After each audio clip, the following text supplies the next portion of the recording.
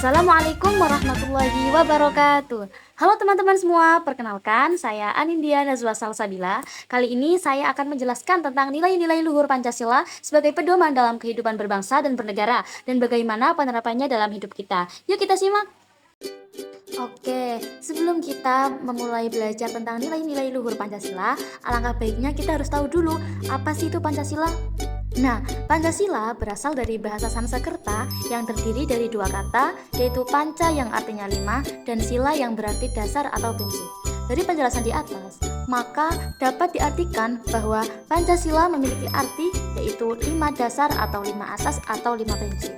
Nah, jadi kelima dasar atau asas atau prinsip tersebut telah menjadi rumusan dan pedoman kehidupan berbangsa dan bernegara bagi seluruh rakyat Indonesia. Oleh karena itu, Pancasila juga dijadikan sebagai ideologi negara Indonesia. Oke, baik. Kalau kalian sudah paham tentang Pancasila, selanjutnya kita akan belajar tentang nilai-nilai luhur Pancasila. Nah, yang pertama yaitu ada sila pertama, yaitu sila ke-1 yang berbunyi ketuhanan yang Maha Esa yang dilambangi bintang. Nah, nilai ketuhanan yang Maha Esa itu dalam Pancasila menegaskan dua hal sekaligus. Yang pertama ada pengakuan eksistensi Tuhan sebagai sumber moralitas. Yang kedua ada tata nilai bersama bangsa serta kebebasan beragama sebagai hak fundamental setiap warga negara. Oke, arti dari poin pertama yaitu Pancasila mengajarkan bahwa bangsa Indonesia meyakini adanya Tuhan Yang Maha Esa. Keyakinan ini menjadi dasar bagi setiap warga negara untuk berperilaku baik. Nilai ketuhanan mendorong kita bersikap jujur, adil, toleran, serta menghargai sesama. Jadi, perilaku moral dan etika kita harus selaras dengan ajaran agama yang kita anut. Nah, poin yang kedua itu artinya menegaskan bahwa Indonesia adalah negara yang menjunjung tinggi keberagaman. Nah, setiap orang juga bebas memeluk agama dan menjalankan ibadah sesuai keyakinannya. Selanjutnya, kita akan membahas contoh pengalaman dari sila pertama. Yang pertama yaitu melaksanakan kewajiban keagamaan sesuai keyakinan masing-masing dengan disiplin dan kesadaran moral. Nah, yang kedua yaitu menghormati hak orang lain untuk beribadah dan tidak mengganggu praktik keagamaan berbeda. Yang ketiga, menegakkan kejujuran, amanah, dan keadilan dalam interaksi sosial dan ekonomi karena keyakinan berkontribusi pada integrasi perilaku. Yang keempat yaitu kegiatan gotong royong lintas agama. Yang kelima, pendidikan keluarga yang menanamkan nilai kasih sayang, empati, dan tanggung jawab sebagai ekspresi iman yang nyata. Nah, maksud dari poin yang pertama itu apa sih?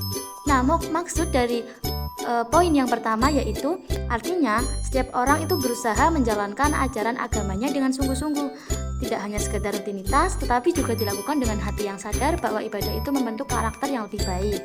Nah, arti dari poin yang kedua yaitu menjelaskan bahwa kita harus memberikan ruang bagi orang lain untuk menjalankan ibadah sesuai agama mereka.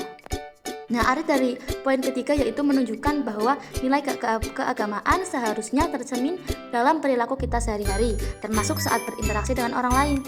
Nah, maksud dari poin keempat yaitu bekerja sama tanpa melihat perbedaan keyakinan. Misalnya, gotong royong lintas agama itu menunjukkan bahwa nilai kemanusiaan dan kepedulian lebih penting daripada perbedaan. Baik, kalau sudah paham sila yang pertama, yuk kita lanjut sila yang kedua. Nah, sila yang kedua yaitu kemanusiaan yang adil dan beradab, yang berlambangkan rantai. Nilai luhur kemanusiaan yang adil dan beradab dalam Pancasila mengajarkan bahwa setiap manusia itu wajib diperlakukan dengan penghormatan terhadap harkat dan martabatnya, sekaligus dilandasi oleh sikap adil, tenggang rasa, dan solidaritas. Intinya, sila yang kedua itu mengingatkan kita bahwa manusia itu tidak hanya harus diperlakukan secara adil, tetapi juga dengan cara yang mencerminkan kehalusan budi dan nilai moral. Selanjutnya, ada contoh pengalaman dari sila kedua, yaitu yang pertama menyambut keragaman dengan hati yang terbuka, memberi ruang bagi perbedaan, yaitu artinya tuh menerima perbedaan dengan sikap terbuka dan saling menghargai. Nah, poin kedua yaitu membantu tetangga yang sedang kesusahan. Jadi, kalau ada tetangga yang kesusahan itu kita harus peduli dan membantu orang di sekitar kita yang sedang mengalami kesusahan. Nah, yang ketiga ada mencegah perundungan bullying di sekolah atau lingkungan kerja. Jadi kita itu harus menolak dan mencegah tindakan bullying agar semua orang merasa aman. Nah, yang poin keempat yaitu memastikan bahwa keputusan sehari-hari itu tidak mengabaikan hak orang lain. Jadi, membuat keputusan itu harus adil tanpa merugikan dan mengabaikan hak-hak orang lain. Selanjutnya, ada sila ketiga yaitu Persatuan Indonesia yang berlambangkan pohon beringin. Nilai luhur Persatuan Indonesia menegaskan pentingnya rasa kebersamaan di tengah keberagaman suku, agama, budaya, dan bahasa sebagai kekayaan bangsa yang harus dirawat dan diperkuat secara aktif dalam kehidupan sehari-hari. Jadi dalam penjelasan ini yaitu menekankan bahwa meskipun Indonesia memiliki banyak perbedaan suku, tetapi kita harus menjaga rasa kebersamaan. Keberagaman itu adalah kekayaan bangsa yang perlu dirawat dan diperkuat setiap hari agar persatuan tetap terjaga. Contoh dalam pengalaman sila ketiga yaitu yang pertama ada masyarakat saling bersinergi dalam semangat gotong royong, yang kedua ada memprioritaskan produk lokal ketimbang impor, yang ketiga menggunakan bahasa Indonesia dalam komunikasi harian tanpa memandang latar belakang, yang keempat ada menyemarakan momen nasional seperti perayaan Hari Kemerdekaan dengan partisipasi lintas komunitas. Selanjutnya kita akan membahas sila keempat. Sila keempat yaitu kerakyatan yang dipimpin oleh hikmat dalam permusyawaratan perwakilan. Sila keempat berlambangkan kepala banteng. Nilai luhur sila keempat dalam Pancasila merefleksikan esensi demokrasi berdasarkan deliberasi kolektif, di mana setiap individu memiliki hak untuk menyuarakan pendapat dalam musyawarah dan turut serta mengambil keputusan bersama secara adil dan bijaksana.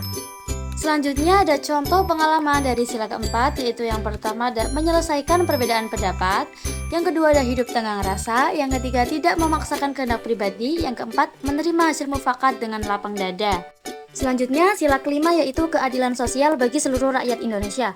Nilai luhur sila kelima menegaskan pentingnya terciptanya kehidupan yang adil dan sejahtera untuk semua warga dan tanpa diskriminasi, dengan menjamin akses yang merata terhadap layanan dasar, kesempatan, dan kesejahteraan.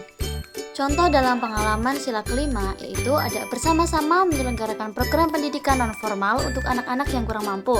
Yang kedua ada menyebarkan bantuan pangan. Baik, sekarang sudah paham ya apa itu nilai-nilai luhur Pancasila. Oke, jadi kesimpulan pada pembelajaran hari ini yaitu nilai-nilai luhur Pancasila berperan penting dalam membentuk karakter bangsa Indonesia. Setiap sila memberi tuntunan untuk bersikap manusiawi, menjaga persatuan, mengutamakan musyawarah, dan menunjukkan keadilan bagi seluruh rakyat. Pancasila bukan hanya dasar negara, tetapi juga pedoman moral dalam membangun bangsa yang berbudaya dan bermartabat. Oke, sebelum diakhiri, apabila ada kata yang kurang pantas, kurang lebihnya mohon maaf. Wassalamualaikum warahmatullahi wabarakatuh. Sampai jumpa ke video berikutnya.